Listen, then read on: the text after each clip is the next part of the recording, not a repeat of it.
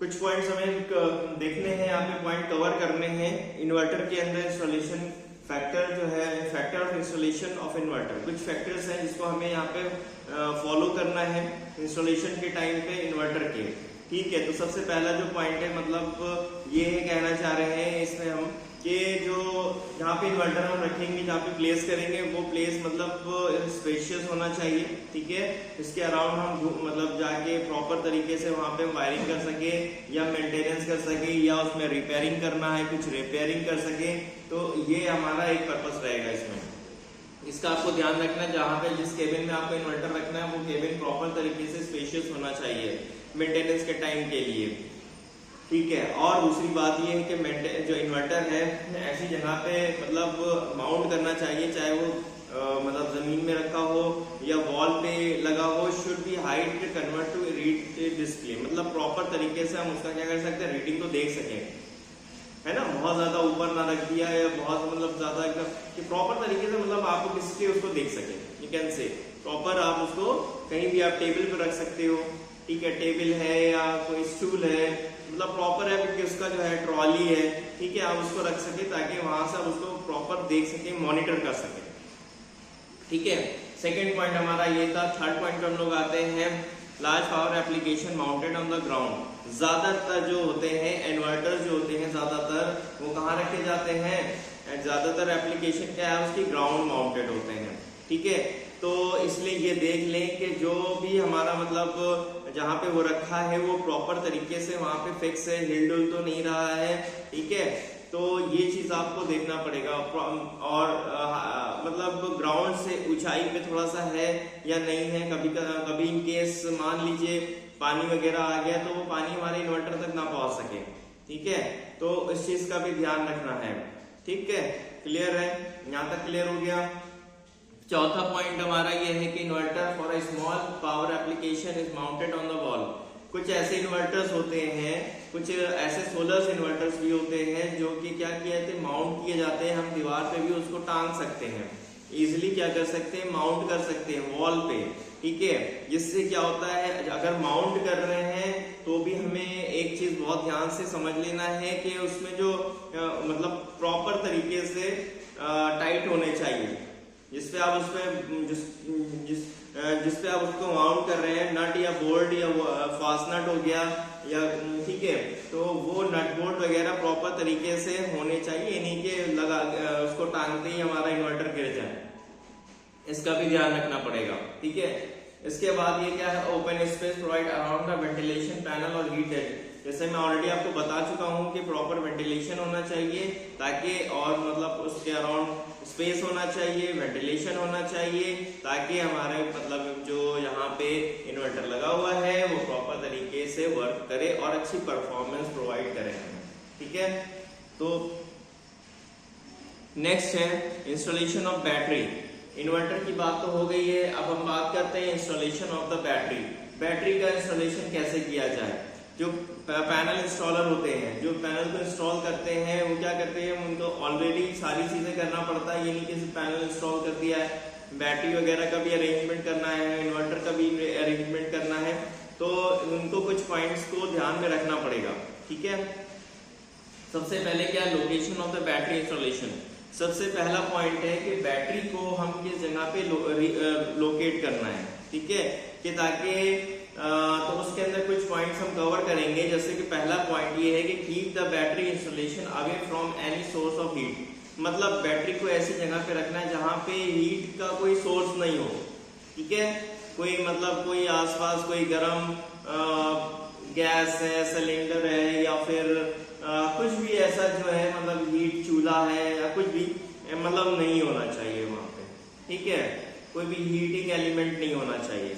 Keep away battery installation from the electrical switches and the electricity. मतलब जहाँ पे मतलब कहने का मतलब जहाँ पे पैनल आपका लगा हुआ है, इन द सेंस जैसे कि एमसीबी हो गया या आपका कंट्रोलर मतलब पूरा एक फ्यूज बॉक्स होता है, वो प्रॉपर फ्यूज बॉक्स वगैरह वहाँ पे इलेक्ट्रिसिटी स्विचेस या कुछ ऐसे मतलब नहीं होना चाहिए जहाँ पे हम बैटरी को रख रहे हैं। ठीक है, डायरेक्ट रेडिएट मतलब सन के डायरेक्ट मतलब डायरेक्ट उस पर धूप ना पड़नी चाहिए।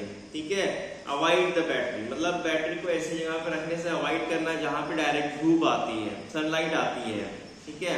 Battery installation should be done in any area which is not in the part of living area, ठीक है।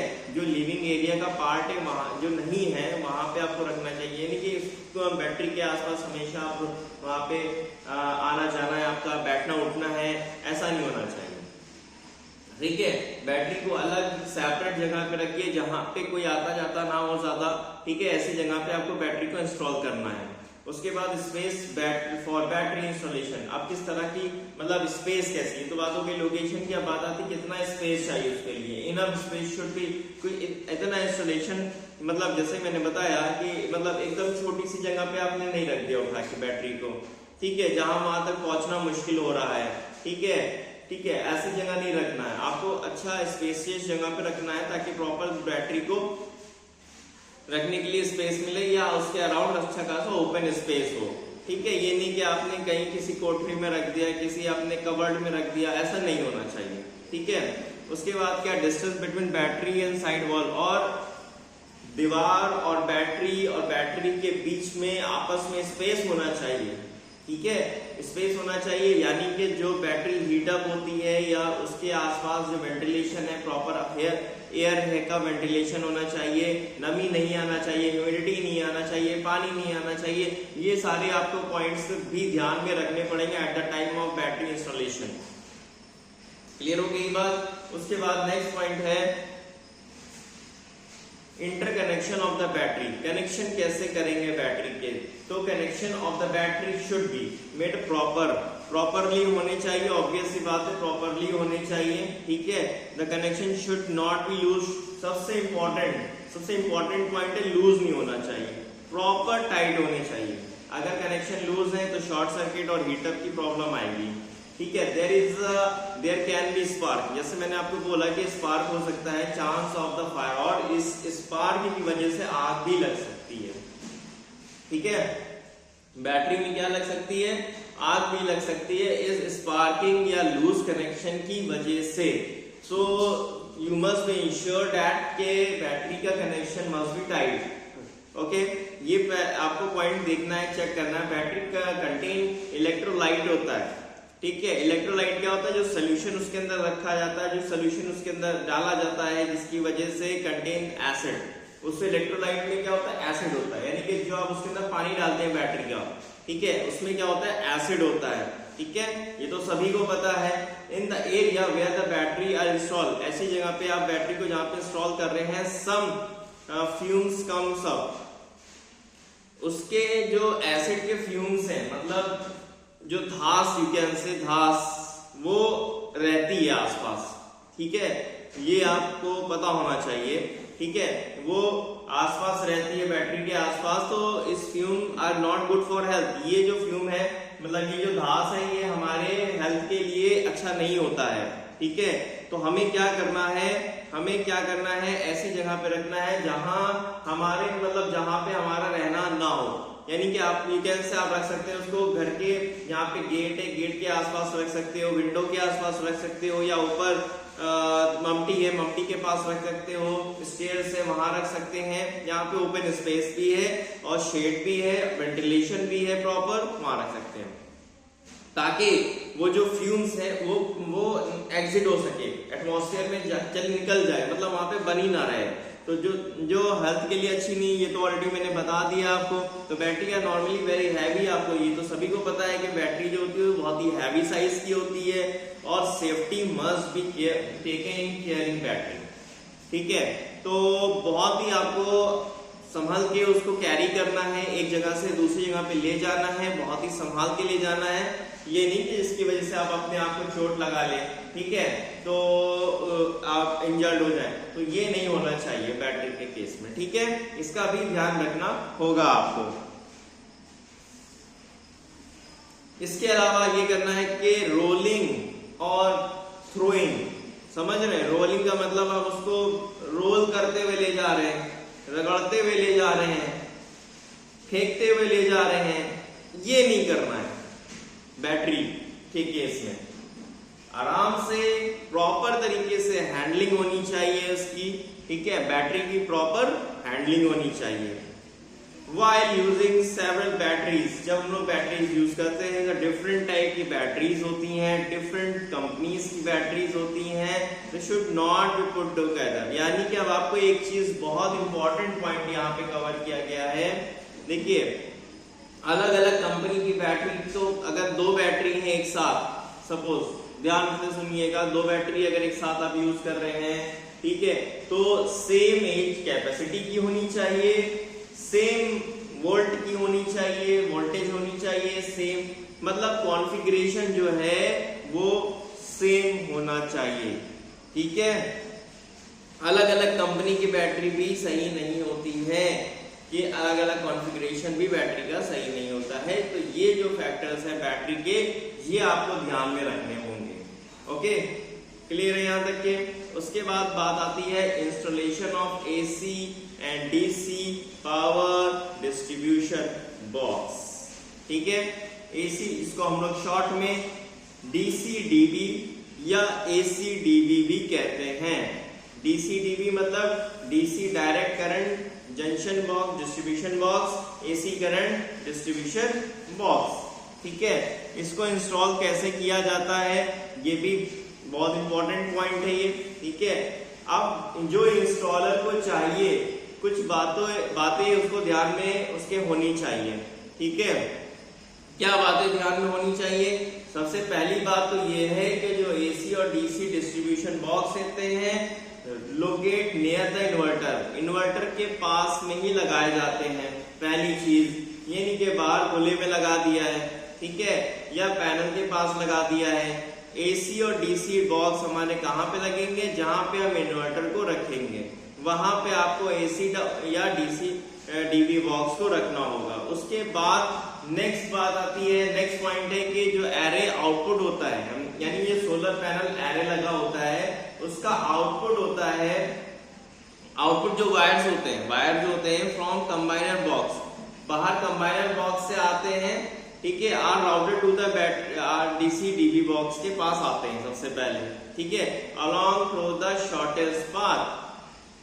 एक ये पॉइंट है यहाँ पे, शॉर्टेस्ट पाथ मतलब बहुत ज्यादा डिस्टेंस नहीं होना चाहिए। किसके बीच डिस्टेंस नहीं होना चाहिए? जो हमारे सोलर पैनल कंट्रोलर्स है, सोलर पैनल्स है और इन्वर्टर है जहाँ पे, ठीक है, बहुत ज्यादा डिस्टेंस नहीं होना चाहिए। कोशिश ये करें कि डिस्टेंस कम हो, ठीक है, डिस्टेंस कम हो। तो देखिए होता क्या है, जब आप कनेक्शन करते हैं सोलर पैनल के, वहां पे कंबाइनर बॉक्स लगाते हैं जिससे हम लोग स्ट्रिंग बनाते हैं सीरीज और पैरेलल की, ठीक है, वो प्रॉपर आउटपुट निकल के जो आता है वो हमारा कहाँ जाएगा? डीसी डीबी बॉक्स में जाएगा। कहाँ जाएगा? डीसी डीबी बॉक्स में जाएगा, ठीक है। और एक चीज में पॉइंट क्या था? शॉर्टेस्ट पाथ होना चाहिए, मतलब पास में रखा होना चाहिए। थर्ड पॉइंट पे हम लोग आते हैं। अब थर्ड पॉइंट ये कह रहा है कि तो इंस्टॉलेशन ऑफ वायरिंग, ठीक है, ऑफ डीसी और एसी इंसुलेटर स्विच और such protection devices is ground faulted and short circuit proof के लिए किया जाता है। किसके लिए इंस्टॉलेशन किया जाता है? वायरिंग जो होती है वो डीसी या एसी जो है उसके अंदर आइसोलेटर्स लगाए जाते हैं, आइसोलेटर्स लगाए जाते हैं और सच प्रोटेक्शन डिवाइस एसपीडी जिसे हम लोग कहते हैं, एसपीडी लगाए जाते हैं, is ground fault and short circuit proof के लिए लगाया जाता है। क्लियर है ये बात? क्या बोला गया यहाँ पे? यहाँ पे ये आपको बताया गया है जो इंस्टॉलेशन किया जाता है वायरिंग, जब हम लोग वायरिंग के इंस्टॉलेशन करते हैं तो वहां पे जो हम लोग डीसी और एसी इंसुलेटर लगाते हैं और एसपीडी लगाते हैं, जिससे क्या होता है, एसपीडी लगाने से ग्राउंड फॉल्ट हमारा क्या होता है वो कवर करता है, और बाकी आइसोलेटर लगाया जाता है जिससे हमारा शॉक प्रूफ, मतलब आइसोलेटर हो गए, एमसीबी हो गया, ये सब चीजें लगाई जाती हैं फॉल्ट के लिए, प्रोटेक्शन के लिए। क्लियर है? नेक्स्ट पॉइंट पे हम आते हैं। फोर्थ पॉइंट हमारा है for DC voltage greater than 50 volt है। अगर ध्यान से सुनिएगा, अगर DC voltage greater than 50 volt है तो दो पोल के बीच में डीसी आइसोलेटर लगाना पड़ेगा, विच हैज 5 mm गैप के बीच में, लगभग उन दोनों के बीच में जो आइसोलेटर्स लगा रहे हैं, 2 पोल डीसी आइसोलेटर हमें क्या करना पड़ेगा, लगाना पड़ेगा, जिसके बीच कम से कम गैप 5 mm का होना चाहिए, contact able to safe and reliable isolation के लिए। ठीक है, ये नहीं कि बिल्कुल चिपका के लगा दिया है। ठीक है भाई, ऑब्वियस सी बात है, हीट जनरेट होगी, हीट डेसिपेट होगी। अब वो गैप आप नहीं रखोगे तो क्या होगा, बीच में एयर आएगी नहीं, जब एयर नहीं आएगी तो वो अपने आप को ठंडा नहीं कर पाएगा। ठीक है, इसकी वजह से हो सकता है मे बी आग लग जाए, वो गर्म होने की वजह से पिघल जाए, आग लग सकती है, तो ये आपको ध्यान में रखना है। फाइन, नेक्स्ट पॉइंट आता है, plate of the DC isolator clearly state DC voltage level of the operation, यानी जो प्लेट्स हैं, डीसी जो प्लेट्स हैं, यानी plate of the DC isolator की जो प्लेट्स है, आइसोलेटर्स होते हैं ना, आइसोलेटर, डीसी आइसोलेटर्स, उसके साथ में प्लेट होती है, clearly stated DC voltage level of the operation, मतलब जो प्लेट्स हैं उसमें प्रॉपर तरीके से वोल्टेज लेवल का ऑपरेशन दिखना चाहिए। ठीक है, फिर आते हैं नेक्स्ट पॉइंट पे, द इन्वर्टर इनपुट जो होता है शुड बी आइसोलेट होता है, जो इन्वर्टर का इनपुट होता है वो शुड बी आइसोलेट होना चाहिए, प्रॉपर तरीके से आइसोलेट होना चाहिए। ठीक है, when connecting to the DC distribution box, जब हम क्या करते हैं, डिस्ट्रीब्यूशन बॉक्स से उसको कनेक्ट करते हैं, एंड इन्वर्टर का जो आउटपुट है वो should be isolate when connected to the AC DC box. यहां पे इस पॉइंट से आपको क्या समझ में आया, देखिए इन्वर्टर का जो इनपुट है, इनपुट जो आ रहा है, मतलब जो उसमें इनपुट दिया जाएगा वो भी आइसोलेट होना चाहिए, जो कि डीसी डीवी बॉक्स से आएगा। ठीक है, और इन्वर्टर का जो आउटपुट है जो एसी डीवी बॉक्स में जाएगा वो भी आइसोलेट होना चाहिए, ये नहीं कि आपस में शॉर्ट हो रहा है कहीं, वो नहीं होना चाहिए, ये एक बहुत बड़ा फॉल्ट हो जाएगा। ठीक है, इसका आपको ध्यान रखना है। उसके बाद एसी डिस्ट्रीब्यूशन बॉक्स में भी कंबाइंड, अब ये जो एसी डीवी बॉक्स होते हैं में भी combined with the load distribution box के साथ में कंबाइंड होना चाहिए, यानी कि अब लोड डिस्ट्रीब्यूशन कैसे किया जाता है ये तो आपको पता ही होगा। ठीक है, लोड डिस्ट्रीब्यूशन का मतलब ये होता है कि मान लीजिए आपका एक मेन लाइन आ रही है, उसके बाद हम क्या करते हैं, उस मेन लाइन को, पूरे घर की लाइन को आपस में डिस्ट्रीब्यूट कर देते हैं। ठीक है, मान लिए घर हमारा 3 रूम है, 3 रूम की 3 अलग अलग एमसीबी लगी है, तो इससे क्या हो रहा है कि वो लोड डिस्ट्रीब्यूट हो गया है। ठीक है, पर्टिकुलर एक एमसीबी पे एक लोड जा रहा है, दूसरी रूम की एमसीबी पे दूसरा लोड है, तीसरा लोड तीसरी एमसीबी पे है, तीसरे रूम का, तो ये क्या हो रहा है, डिस्ट्रीब्यूशन हो रहा है। एक तरह से हम क्या कर रहे हैं, हम डिस्ट्रीब्यूट कर रहे हैं। ठीक है, तो यहाँ पे ये कह रहा है कि जो हमारा एसी डीवी बॉक्स है वो हमारे जो भी हमारा आउटपुट है AC DV box, if separate it should be locate near the load distribution box के साथ में लगा होना चाहिए। ऑब्वियस सी बात है, लगा रहता है। ठीक है, नेक्स्ट पॉइंट पे आते हैं, जो डीसी पीवी एनर्जी मीटर्स होते हैं, क्या होते हैं, DC PV energy meter is install inside the distribution box, DC DV box में लगे होते हैं, एंड एसी पीवी एनर्जी जो होते हैं meters install inside the AC distribution box. Clear? देखिए यहाँ पे क्या पॉइंट बताया गया है कि जो मीटर्स होते हैं, एनर्जी मीटर होते हैं, डीसी डीवी के बॉक्स के साथ में अलग एक एनर्जी मीटर लगा होता है और एसी डीवी बॉक्स के साथ में एक एनर्जी मीटर अलग लगा होता है। इससे पता चलता है कि डीसी हमारी कितनी जनरेट हो रही है और एसी कितनी जनरेट हो रही है, इससे आपको वो मॉनिटर कर सकते हैं। ठीक, उसके बाद आता है जो डीसी और एसी डिस्ट्रीब्यूशन बॉक्स होता है, enclosure are connected to the ground, ground से कनेक्ट होना बहुत जरूरी है। जो एसी डीवी और डीसी डीवी बॉक्स होते हैं, जो इंक्लोजर्स होते हैं, उनको ग्राउंड से कनेक्ट होना जरूरी है अर्थिंग के लिए। फाइन, यहां तक क्लियर हो रहा है? अब connecting the system, next topic हमारा है, उस सिस्टम को हम कनेक्ट कैसे करेंगे। ठीक है, cable are used to connect the PV module in a combination to generate the desired voltage and current. ठीक है, यहाँ पे कहने का मतलब ये है कि हम लोग केबल की सहारा लेंगे, हेल्प लेंगे। केबल की हेल्प से हम लोग क्या करेंगे, मल्टीपल पीवी मॉड्यूल्स को आपस में कनेक्ट करेंगे, कंबाइन करेंगे। ठीक है, जो कि हमें डिजायर, जो हमारे मतलब का वोल्टेज और करंट जनरेट करे। For carrying out of interconnection parallel installer must, ये कुछ चीजें पॉइंट आपको देखना है। क्या देखना है मैं आपको बता देता हूं। Check the maximum system voltage as per the installation. ठीक है, एज पर द इंस्टॉलेशन सबसे पहले आपको चेक करना है कि मैक्सिमम सिस्टम वोल्टेज का कितना आ रहा है। ठीक है, एज पर द इंस्टॉलेशन करने के अनुसार and follow the adjustment measurement according to match up the output for requirement. मतलब हमें क्या करना पड़ेगा, जो हमारा पावर आ रहा है उससे जितना हमें रिक्वायरमेंट है उससे मैच करना चाहिए। ठीक है, ये क्लियर हमारा हो गया है पॉइंट। उसके बाद सेकंड पॉइंट आता है, वो ये कह रहा है कि यूज रिकमेंडेड केबल।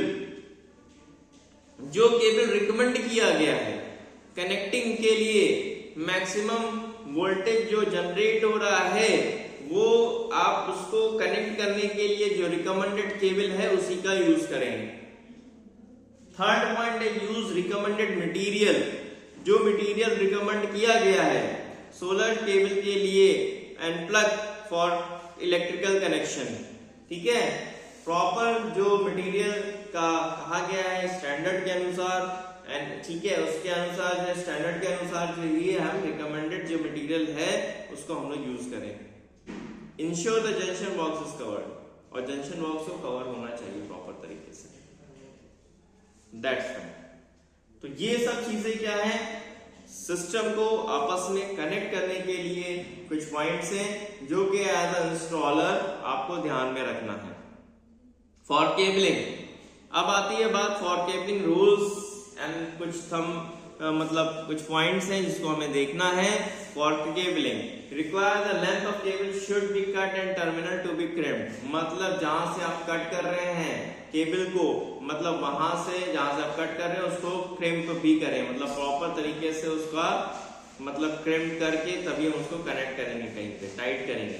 ठीक है, उसके बाद wire size should be increase as the length of the cable increase. अगर आप केबल का लेंथ बढ़ा रहे हैं तो उसके साथ में आपको वायर का साइज भी बढ़ाना है, ये आपको ध्यान में रखना है, साइज बढ़ाना है। ठीक है, all expose wire should be conduct.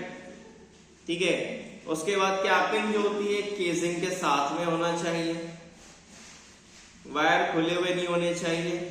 AC और DC cable should B install in separate conduct and enclosure of the level.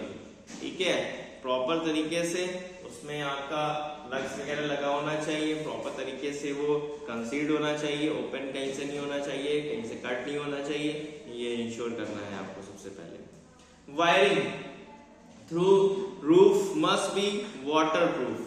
अब अगर आप छत पे कहीं यूज कर रहे हैं वायरिंग तो वाटरप्रूफ होनी चाहिए। जो आप टेपिंग कर रहे हैं या आप जो कनेक्शन कर रहे हैं या आपका जंक्शन बॉक्स है या कंबाइनर बॉक्स है, जो भी वहां पे कंपोनेंट लगा है वो वाटरप्रूफ होना चाहिए। क्लियर है यहाँ तक? Cable should be laid in the shadow. ठीक है, where as the possible and they should not impede water run water run off. ठीक है, कोशिश ये करिए कि जो हमारा केबल जा रहा है वो शेड में जाए। कोशिश ये करिए कि धूप में डायरेक्ट उसका मतलब अटैचमेंट ना हो, डायरेक्ट कांटेक्ट ना हो या पानी से डायरेक्ट कांटेक्ट ना हो। इसका कोशिश करिए इंस्टॉलेशन के टाइम पे, क्योंकि इंस्टॉलेशन या इंस्टॉलर आप ही हैं तो आपको ही क्या करना है, इस बात का ध्यान रखना है कि देखिए ऑब्वियस सी बात है कि लाइफ भी बढ़ेगी उसकी और परफॉर्मेंस भी बढ़ेगा। ठीक है, अगर हम इन सब बातों का ध्यान रखते हैं तो इससे क्या होगा, हमारा परफॉर्मेंस भी बढ़ेगा और उसकी लाइफ भी बढ़ेगी। ठीक है, where is the wiring through the flammable material like hatches roof they must be metal conduct. ठीक है। और क्या है, जैसे कि वायरिंग जो हमारी है, कहीं पे ऐसे मान लो फ्लेमेबल मटेरियल अगर यूज हो रहा तो अटैच रूफ, ठीक है। इसका मतलब ये है कि आपको इसका ध्यान रखना है, इस पॉइंट के ये पॉइंट ही कहना चाह रहा है कि जो हमारा वायर है वो शुड भी इस तरह की वायरिंग होनी चाहिए कि वहां पे मतलब आग ना लगे, आग लगने से बचे, ठीक है। क्लियर है ये? इस तरह का मटेरियल यूज कर सकते, उसकी कोटिंग अच्छी होनी चाहिए, कहने का मतलब पीवीसी बेस्ड होना चाहिए। ये नहीं कि नायलॉन मतलब कॉस्ट कटिंग की वजह से आपने सस्ता वायर यूज कर लिया, पीवीसी कोटिंग होनी चाहिए, ठीक है। पॉलीविनाइल क्लोराइड इसको हम लोग कहते हैं। अब जैसे बात करते हैं for roof mounted, roof he mounted काम करेंगे हम लोग, सभी को पता है। Fix cable on the roof support using the suitable fastener. अब केबल भी आप जो यूज कर रहे हैं उसको भी हम लोग प्रॉपर तरीके से टाइट के रखेंगे, या क्लिप के द्वारा या फास्टनर के थ्रू उसको हम लोग क्या करेंगे, सपोर्ट देंगे, ठीक है। ये पॉइंट क्लियर है ना? ये नहीं कि हवा में लटका के ऐसे ही छोड़ दिया तार को, ऐसे नहीं करेंगे। प्रॉपर तरीके से उसको क्या करेंगे, उसको फास्टनर के द्वारा टाइट करके टाइट कर देंगे, सारे टाइट कर देंगे तार जितने भी हैं। Cable fastener and cable tie should be weather resistance. हाँ, एक बहुत इंपॉर्टेंट पॉइंट है ये, यानी कि जो आपका केबल फास्टनट वगैरह आप यूज कर रहे हैं या केबल टाई यूज कर रहे हैं वो वेदर रेजिस्टेंस होना चाहिए, नहीं कि धूप में एक ही साल में वो खराब हो जाए। एक बार की धूप और एक बार की बारिश और एक बार की गर्मी और सर्दी में वो क्या हो जाएगा, ऐसा नहीं। अच्छी क्वालिटी का होना चाहिए, वेदर प्रूफ होना चाहिए, ठीक है। इस पॉइंट का ध्यान में रखना है आपको। इसके बाद क्या करना है आपको, cable should be stay away from the lightning conductor, ठीक है। लाइटनिंग जो हमारे कंडक्टर्स है उससे दूर होना चाहिए केबल, ठीक है। Avoid the sharp edge and mechanical damage to the cable installation. आपको ये चीजें भी हटानी है, इसका भी ध्यान रखना है कि शार्प एज नहीं होना चाहिए, कहीं नुकीला नहीं होना चाहिए, या मैकेनिकल डैमेज नहीं होना चाहिए केबल में, जिसकी वजह से किसी को कोई दिक्कत आ सके, ठीक है। प्रॉपर रिकमेंडेशन टूल्स आप जो यूज किए जाते हैं, टूल्स आप उनको फॉलो करिए, ठीक है। टर्मिनेट जब तार को काटने के लिए प्रॉपर तरीके का कटर यूज करिए, उसका टर्मिनेशन जहाँ पे पॉइंट कर रहे हैं उसको प्रॉपर तरीके से आप उसको लग्स वगैरह लगा के टाइट करिए, प्रॉपर टेपिंग करिए, ये सारे पॉइंट आपको ध्यान में रखने हैं। प्रॉपर कनेक्टर यूज करिए, सबसे इंपॉर्टेंट सबसे अच्छी बात है, प्रॉपर कनेक्टर यूज करिए, ठीक है। उसके लिए तो केबल टर्मिनेशन जो होता है शुड बी आइदर क्रेम्ड और शोल्डर्स इन सुटेबल टर्मिनल डिजाइन। मतलब देखिए जहां पे भी केबल टर्मिनेट किया जाता है, मतलब टर्मिनेट जहां पे कट किया जाता है वो प्रॉपर तरीके से क्रेम्ड होना चाहिए। मतलब प्रॉपर तरीके से क्रेम्ड का मतलब वो प्रॉपर मतलब ये नहीं कवर्ड होना चाहिए, कैसे, ठीक है। कवर होने उसके लिए क्रिम्पर टूल्स आते हैं, उस टूल्स के थ्रू आप उसको जाके प्रॉपर तरीके से क्रिम्पिंग कर सकते हैं या शोल्डर्स कर सकते हैं, मतलब प्रॉपर टाइट करना है आपको।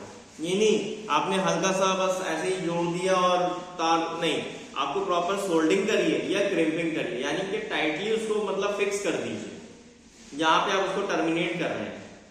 ये पॉइंटिंग बहुत इंपॉर्टेंट है, ये लॉन्ग टाइम के लिए भी इंपॉर्टेंट है और हमारी इफिशियंसी बढ़ाने के लिए भी इंपॉर्टेंट है। तो ये पॉइंट का आपको ध्यान में रखना है। तो रूल्स है, ये सारे रूल्स हैं, केबलिंग करते टाइम आपको ध्यान में रखना पड़ेगा। कब आपको केबलिंग करते टाइम, यानी जब आप केबल कर रहे हो, जब वायरिंग कर रहे होंगे, तब इन सारे पॉइंट्स को आपको ध्यान में रखना है। आपको मैंने पीडीएफ शेयर कर दिया, पीडीएफ देख के आप उसको रिवाइज करिए, ठीक है। कहीं में कोई प्रॉब्लम आती है तो आप हमें बता सकते हैं, ठीक है। इसके बाद नेक्स्ट टॉपिक जो हम लोग पढ़ेंगे वो नेक्स्ट क्लास में पढ़ेंगे, इंटरकनेक्शन ऑफ कंपोनेंट, ठीक है। अभी फिलहाल इतना।